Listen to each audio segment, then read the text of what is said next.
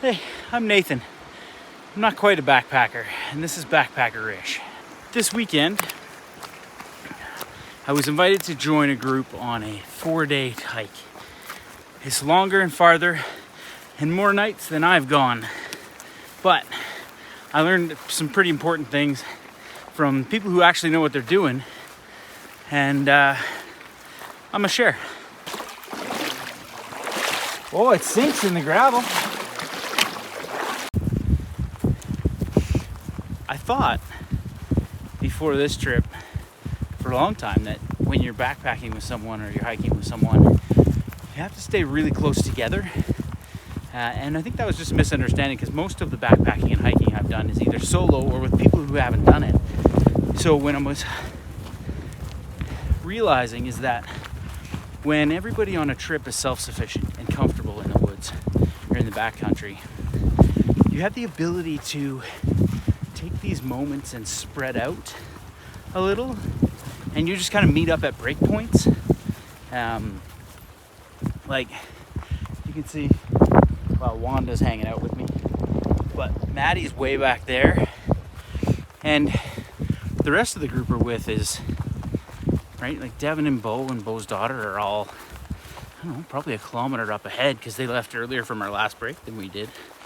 So even though you're hiking with a group and backpacking with a group, you're not necessarily tied down to be in a close formation of any kind.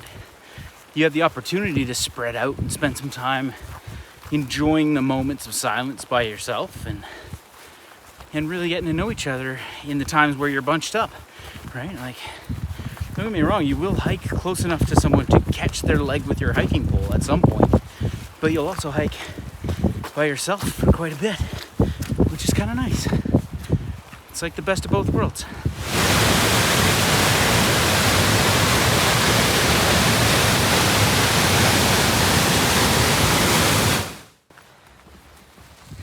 Now that the sun's out, I'll share another little tidbit. And this one I learned all on my own. If you've got a half a bottle of something, of some fluid of some sort, some liquid, when you put it in your pack, put it upright. Because if you don't, and you lay it vertically or horizontally, you will just slosh back and forth every step you take. And it sounds horrible. And it's annoying, and you have to stop and take it out and put it in vertically. So, yeah, don't do that. I figured that one out all on my own.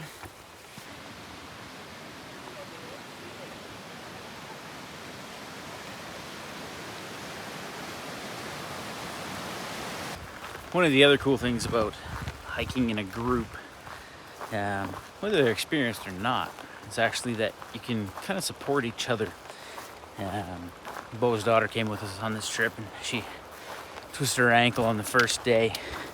And even though everyone's got their own gear and everyone's self-sufficient and everyone's got all the stuff they need, it's very cool to have the ability to take someone's pack and break it apart into sections and distribute the weight amongst the other people, and then just strap the pack on someone else so that someone who's injured can safely make it out. It might not be comfortable or fun, but they can at least safely make it out. And that's a very cool thing that you can't do when you're hiking with just one other person or by yourself, because, well, if you're like me, you just don't have the capacity to carry a full extra set of stuff.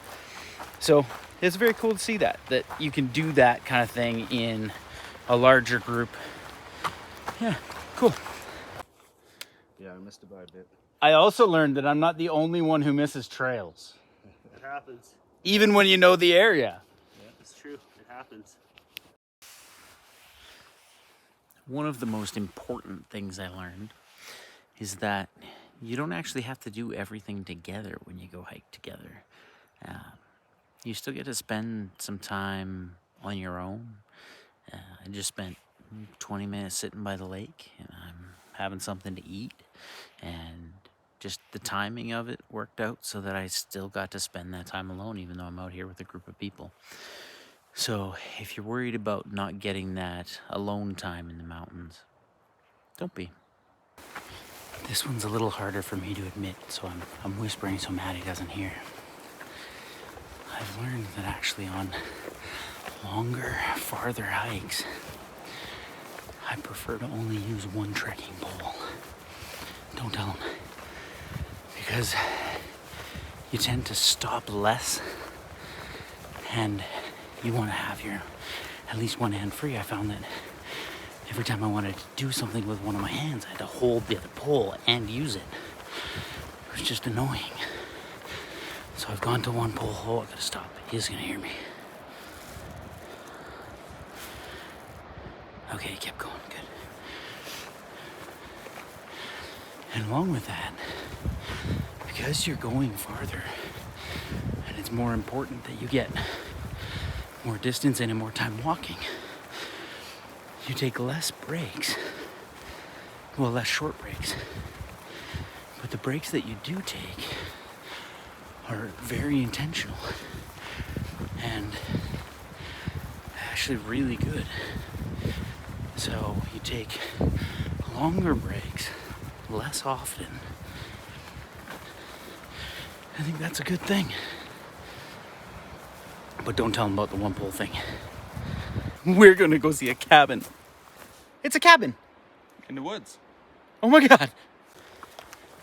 I think probably the coolest thing I learned hiking with this group, and it's probably the same if you hike with any group, whether they're beginners, whether they're experienced, it doesn't matter. But the coolest thing you learn is who the people you're hiking with and backpacking with actually are. And I'm not talking like what they do for a job or how they spend their time or what their family's names are.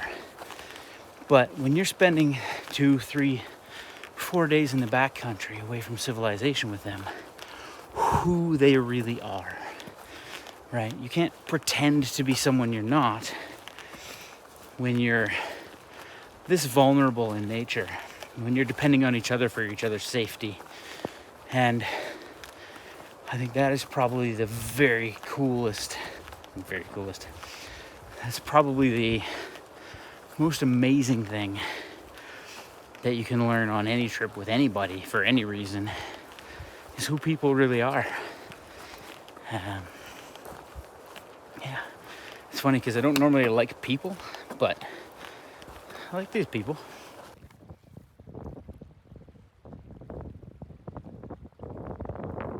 Another thing that I've learned on this hike with these guys is that you should never trust anyone who says this is the last hill. They lie. It's worth it though. Oh yeah. It's got to make you work a little bit for it even when you go home, right? The last thing that I think I learned hiking with these guys is that even though everybody goes together and everybody knows each other and everybody spends their time together on a hike, everybody plans differently for their hike. Everybody packs differently, everybody values different things, and everybody has a different experience all together at the same time. So some people value ultralight and pack very little. Some people value comfort and pack a ton, or for 2 people or for their dog. Some people are in the middle, and we all just have our own experience out here together, which is a pretty special thing. The end.